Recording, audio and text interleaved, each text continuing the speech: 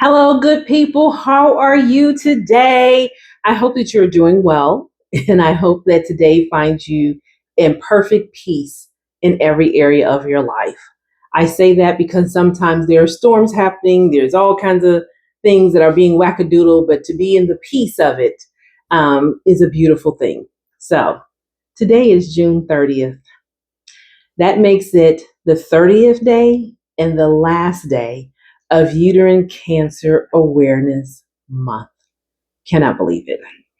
So, as a uterine health advocate, I was committed and have been committed for the last 30 days of sharing daily information and various topics about uterine health and all things uterine cancer as well.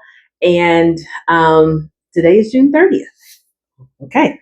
I also want to say this too, that I appreciate all of your engagement with this channel, from liking to viewing, subscribing, commenting. I appreciate you so very, very, very, very much. So thank you for your engagement over the last 30 days. And thank you for your engagement in the overall channel as well. Okay. So although this is in my description, I do like to say it verbally. I am not a medical doctor. I'm a uterine health advocate. So on this last day of Uterine Cancer Awareness Month, I thought I wanted to share some, some fun facts, some unknown things, and some interesting facts about our uterus that we have as women. So I thought that would be a good way to kind of like wrap up the month after all of the information that I have shared on this channel. So, I did my typical internet search. And so this is what I found out about our uterus. I should say the uterus. So the uterus is a highly dynamic organ that does more than just carry pregnancy. And it made me think, well, of course it does more, because we as women do what? A zillion things at one time. So of course the organ within us does the same thing. So again, the uterus is a highly dynamic organ that does more than just carry pregnancy. So we're dynamic too, because it's inside of us, just by the way.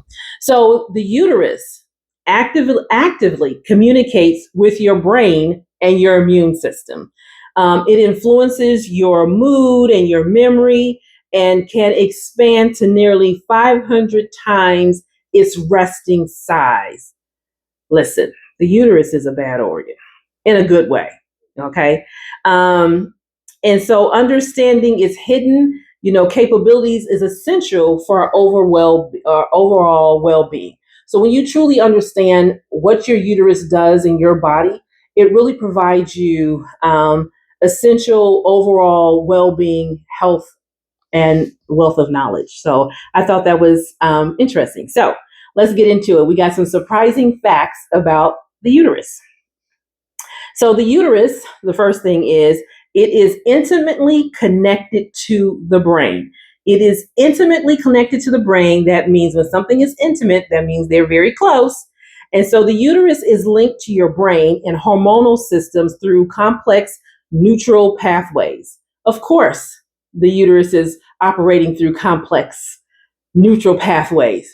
Don't we do that every day, women? Yeah.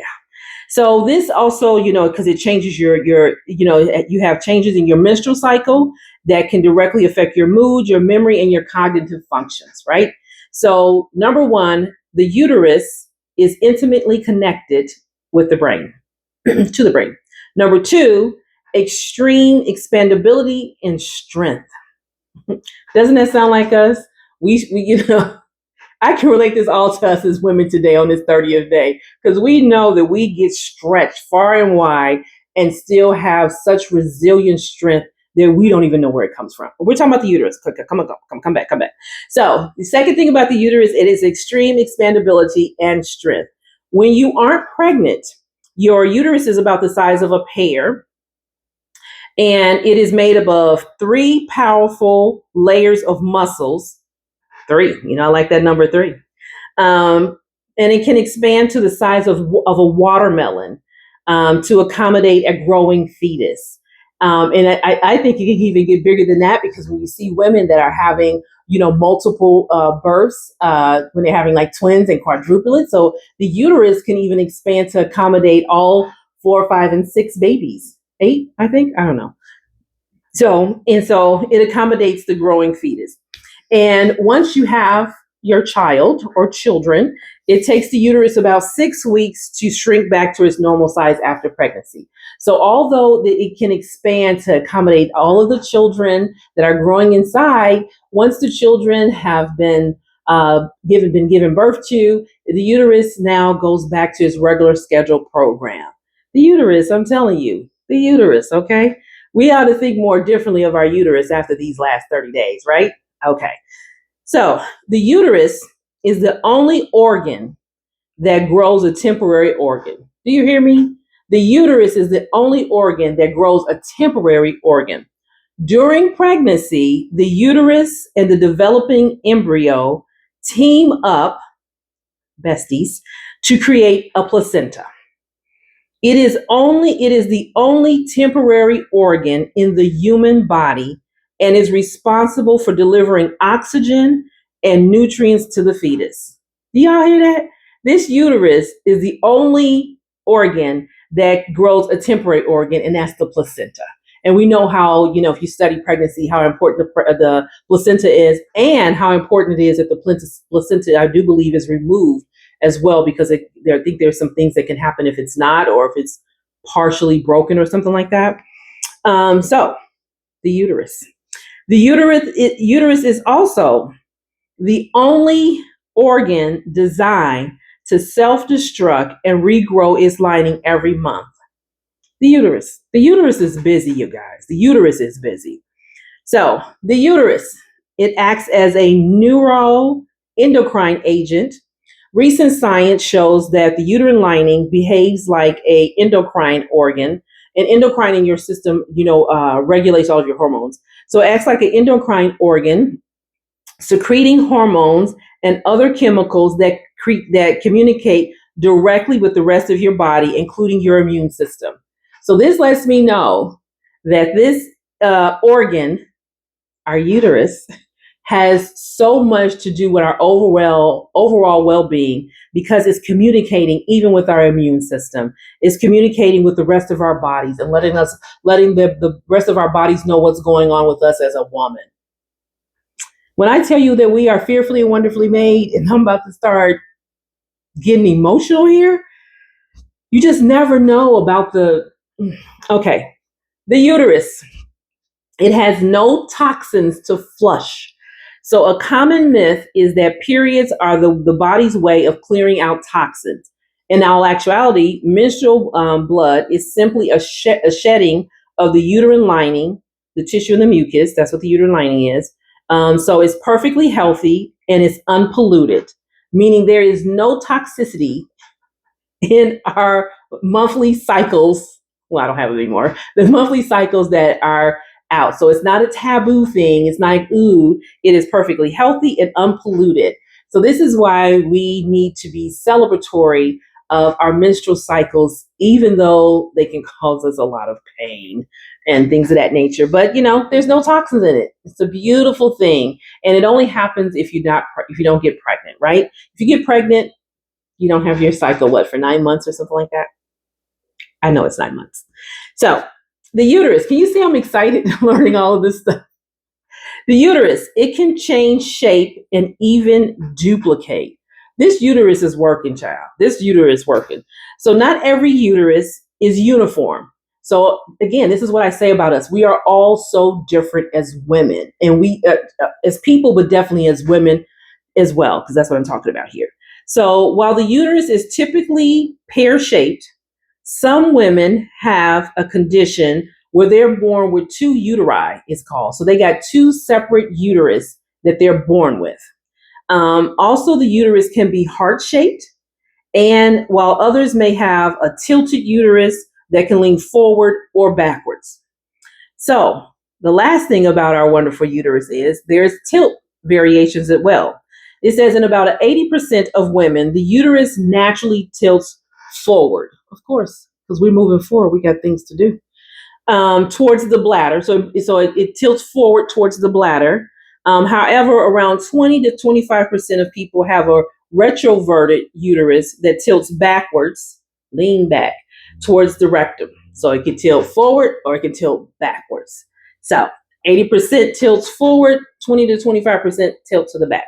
Either way, your uterus is an awesome dynamic organ in your body. So this is how I wanted to end the month, on a high note, because I just thought I would do something a little different. So as I close out this 2026 Uterine Cancer Awareness Month, I was reflecting earlier about the last 30 days, or last 29 days, including today makes 30, and how it has affected me personally, right? And if I'm going to be honest with you, it was very challenging. It was very informational, like today's information about our wonderful uterus. And it, brought a new level of growth to me as a woman personally. So when I talk about it being challenging, is that I'm not a person that likes to be out front. I can be front facing if I need to be. I could turn it on, and I could just do that, right? But to be honest with you, I am 100%, really, I'm more like 1,000% of a behind the scenes person. If you are out front, I am behind the scenes making sure that you look great out there, and I am cheering you on, but I don't care to be out there. So this was challenging to be out there,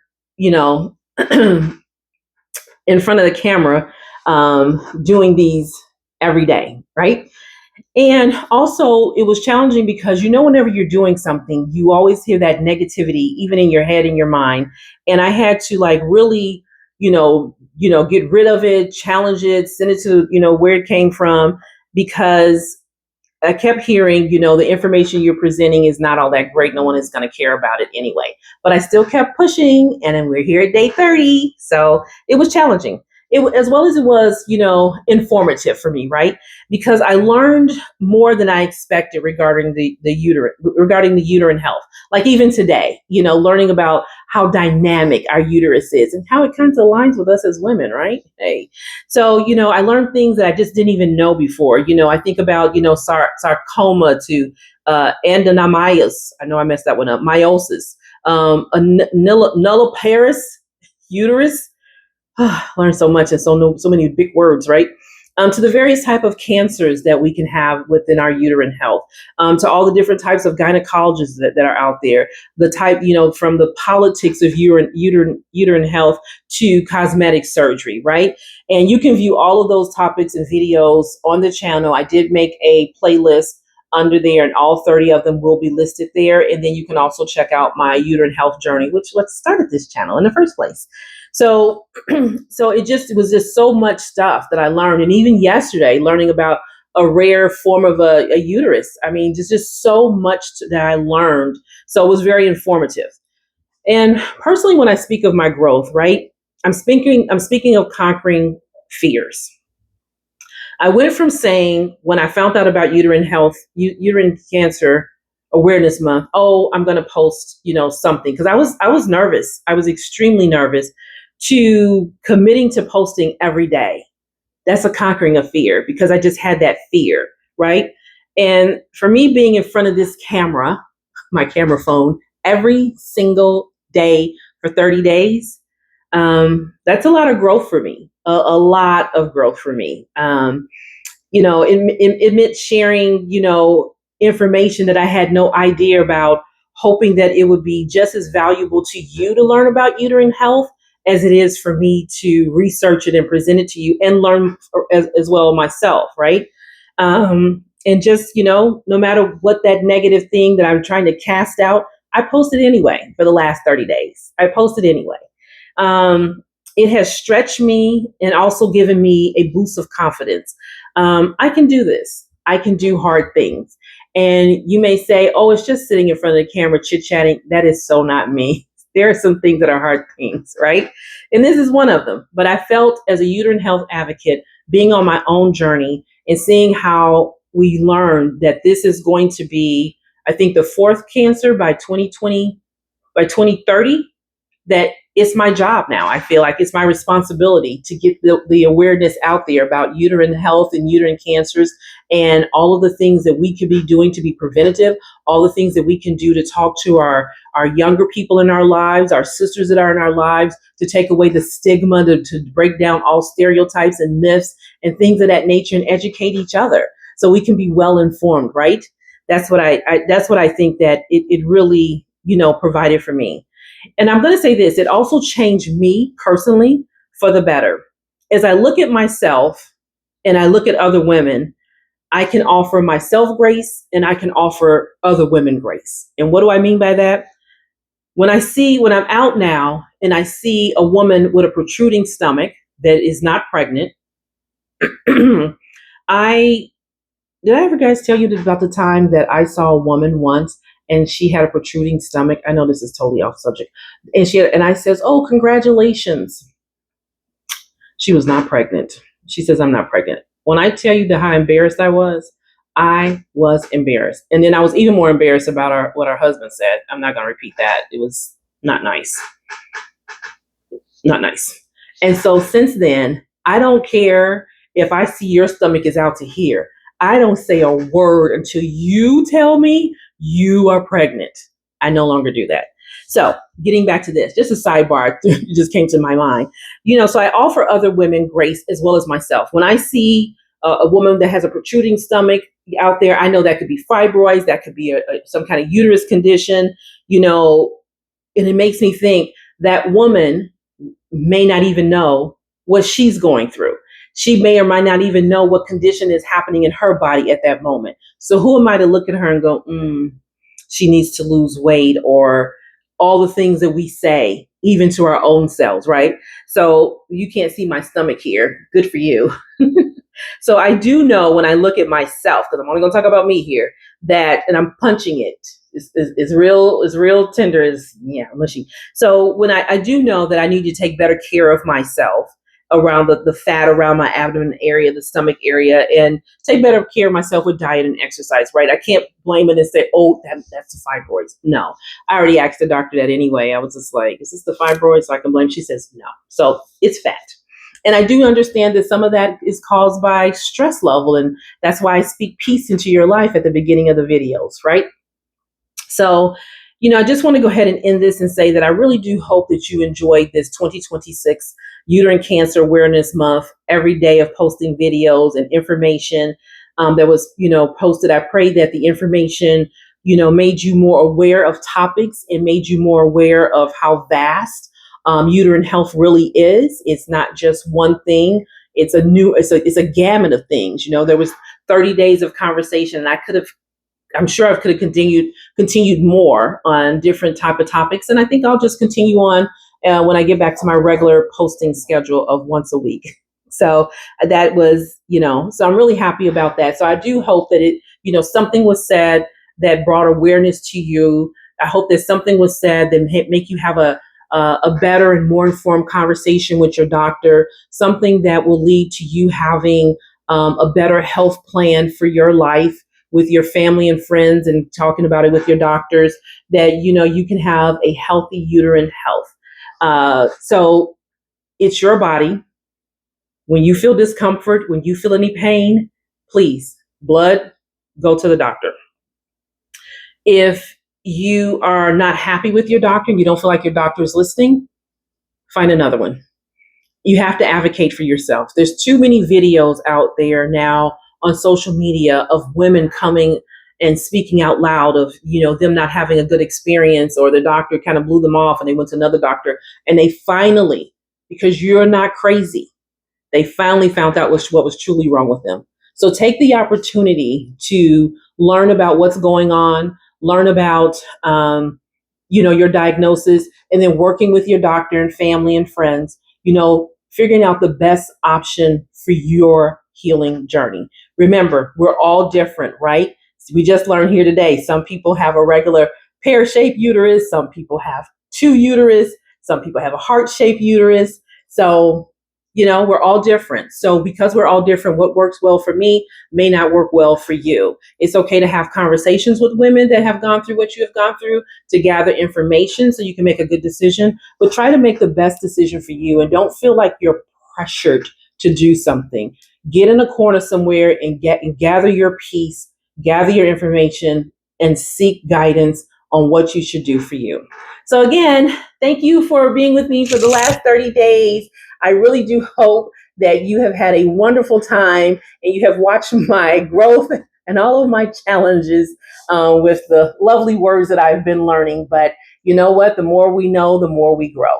So thank you so much. I hope that you have a wonderful rest of the day whenever you watch this. So see you next time, because again, I will go back to posting on my regular weekly schedule. Talk to you soon. Thanks so much. I really, really, really do appreciate you. Thanks.